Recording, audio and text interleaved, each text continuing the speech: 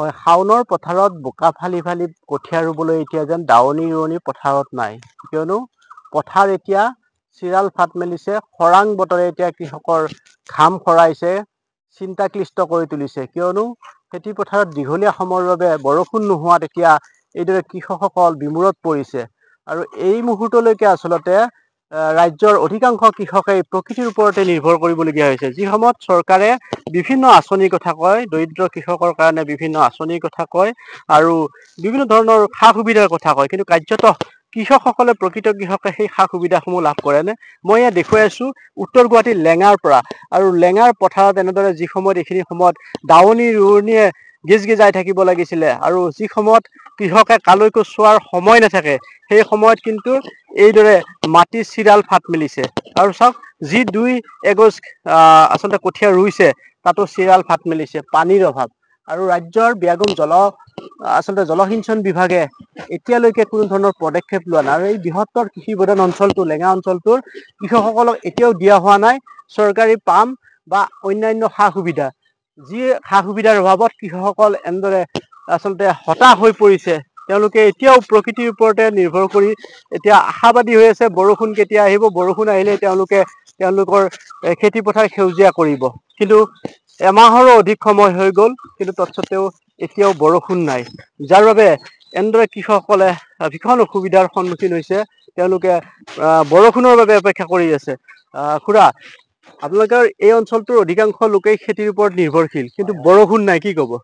কি কৰিম এতিয়া, আৰু বতৰে বেয়া, আৰু চৰকাৰৰ ফালৰ পৰা কোনো সুবিধা নাই ধৰক। আৰু এতিয়া কোনো মানুহে ৰুবও পৰা নাই, খেতি বাতি লগাব পৰা নাই, পানী দুনি অসুবিধা বহু অসুবিধা হৈছে। এতিয়া ধৰক এনেকে চলি আছো আৰু বৰ্তমান পানী দুনি নাই। খেতি পথাৰ হাল বাইছিলে, কিন্তু পানী নাই কাৰণে ৰুব পৰা নাই। একদম পানী চানী নাই, আমাক চৰকাৰে একো সুবিধা নিদিয়ে। কিনো কৰিম আৰু, এনেকুৱা কৰি চলি আছো আৰু। এইখিনি সময়তো খেতি পথাৰত গোটেই দাৱনী ৰোৱনী গিজ গিজাই থাকে। থাকে এইখিনি সময়, এইটো আহাৰ মাহ এতিয়া মৰিবই ধৰক, শাওণ মাহতো পৰিলে এইগিলা আমাৰ আহিন মাহ, কিবা আহাৰ মাহটো চব ক্লিয়াৰ হৈ যায়। বতৰ বাতিল ঠিক থাকিলে, এতিয়া বতৰ বাতিও নাই, নোহোৱা কাৰণে আৰু এতিয়া এইগিলা ট্ৰেক্টৰ মাৰি 2,000 3,000 টকা খৰচ গুচি যায়। এইগিলা বৰ্তমান এনেকুৱা কৰি আছো আৰু। এতিয়া গ্ৰাম সেৱক বা কৃষি বিভাগৰ লোক বা জলসিঞ্চন বিভাগৰ লোক কোনোবা আহে নে পৰিদৰ্শন? নাই, কোনো নাই, এইবিলাক কোনো নাই, কোনো মানে এইবিলাক খবৰ মানে নলয়ও, আৰু বিশেষ নাইও।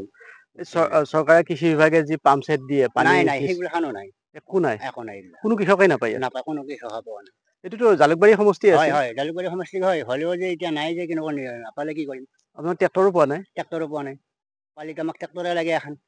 এতিয়া কি কৰিব, এনেকে যদি পথাৰ শুকাই থাকে, কঠিয়াবোৰ বুঢ়া হৈ নাযাব নেকি? বুঢ়া হৈ যাবই, আৰু খেতি বাতি বন্ধ হৈ যাব। এতিয়া পানী দুনি নাই, এতিয়া কঠীয়া বুঢ়া হৈ যাব, কঠীয়া শুকাই যাব ধৰিছে, কঠীয়া ৰচিৰ নিচিনা হৈ গৈছে। ৰ'দটো আৰু কিমান জানে, আৰু অলপ 2 বিঘা 3 বিঘা মাটি লগালো, এতিয়া পানীৰ অসুবিধা, ধান ফাটি গ'ল সেয়া মাটি। হয়, আচলতে চৰকাৰে কৃষকৰ বাবে বহু আঁচনিয়ে লয় বুলি কয়, আৰু যি কথা এতিয়া আচলতে এইসকল প্ৰকৃত কৃষকক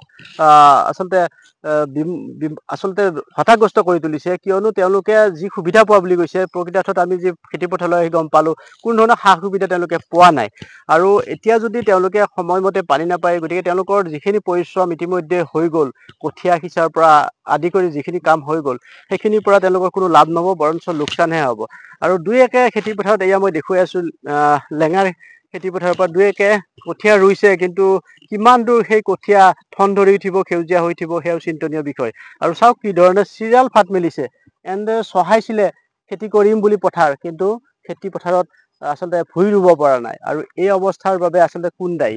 চাওক, এনেধৰণে যদি হয়, যি সময়ত চৰকাৰে বিনামূলীয়া চাউলেৰে আচলতে সমগ্ৰ কৃষকসকলক আচলতে এলেহুৱা কৰি তোলা বুলি অভিযোগ হয়, আৰু সেই সময়ত কিন্তু এতিয়াও 2 একে খেতি বাতি কৰি আছে। আৰু বিশেষকৈ গুৱাহাটী মহানগৰীৰ পাৰ্শ্বৱৰ্তী অঞ্চল, এই অঞ্চলটোৰ খেতি বাতি প্ৰায় লোকে এৰিছে, কিন্তু তৎসত্বেও কিছু সংখ্যক খেতিয়কে খেতি কৰি আছে আৰু আশাবাদী হৈ আছে। কিন্তু তৎসত্বেও কিন্তু তেওঁলোকে যি প্ৰাপ্য, সেই প্ৰাপ্য পোৱা নাই। কেনেকুৱা প্ৰাপ্য মানে, আৰু এতিয়া একোৱেই নাই, চৰকাৰে চাউল দি আছে, চাউল কেইটাকে আৰু দি আৰু মানুহ আমি চলিম কেনেকে?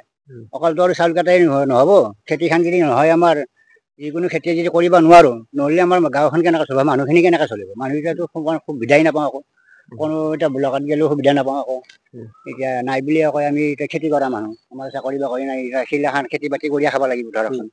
এতিয়া এই চিজনত ধৰক বতৰ বাতিটো দেখাই পাইছে আপুনি আহি উম। এইটো দেখাই পাইছে খেতি বাতিও লগাইছোঁ এইটো খানা কৰিলে আমি কৰি নাখাওঁ উম। বা নকৰোঁ আমি খাম কেনেকৈ কি ক'ব চৰকাৰক আপোনালোকে নিশ্চয় পাম্প পালে এতিয়াও খেতি কৰিব পাৰে পাম দিলেতো আমি খেতি কৰিব পাৰোঁ একদম নিশ্চয় খেতি কৰিব পাৰোঁ বিলত পানী আছে আমি জোৰ হওক পানী দি আমি খেতিখন কৰিব পাৰোঁ এতিয়া সেইগিলাও সুবিধা নিদিয়ে আমাক চৰকাৰে এনে আৰু চৰকাৰে ধৰক আৰু চাউল কাটা দিছে আৰু চাউল কাটাতে আৰু নহ'ব এইটো চৰকাৰে কিছুমানে চাউল খাব পাৰে চাউল বিনা ফিৰিৰ মানুহো চাউল খাব পাৰে আছে খেতি নকৰেও চাউল খাব পাৰে আছে খেতি কৰে এইটো ক'ৰবাত দুই এক পেলা চাউল পাওঁ আমি চাৰিজন মানুহ চাউলেদি আমিতো মাহটো চলিব নোৱাৰোঁ নহয় হয় নে নহয় এতিয়া তথাপি আমি আৰু সেইকেইটা বাদে আমি খেতি কৰিছোঁ খেতি কৰিলেওতো এতিয়া আৰু খেতি দেখাই পাইছে আপুনি খেতিৰ অৱস্থা কেনেকুৱা এই মাটি শুকাই গৈছে এইবিলাক মাটি ট্ৰেক্টৰ মাৰি থৈ দিছোঁ এতিয়া পানীৰ অসুবিধা আমি ৰ'ব পৰা নাই কঠীয়াও এতিয়া শুকাই যাব পাৰিছে সদায় ৰ'দ এতিয়ালৈকে আপোনালোক ট্ৰেক্টৰো পোৱা নাই ট্ৰেক্টৰো পোৱা নাই ট্ৰেক্টৰ এখনটো পালি আৰু ভালে হ'লে কিবা বেলেগ খেতি হ'লেও লগালো হয় কিমান মাটি আছে আপোনাৰ আছে 10-12 বিঘামান মাটি হয় আৰু এনেদৰে মই দেখুৱাই আছোঁ উত্তৰ গুৱাহাটী লেঙাৰ পৰা লেঙাৰ কৃষকসকল হতাশ হৈছে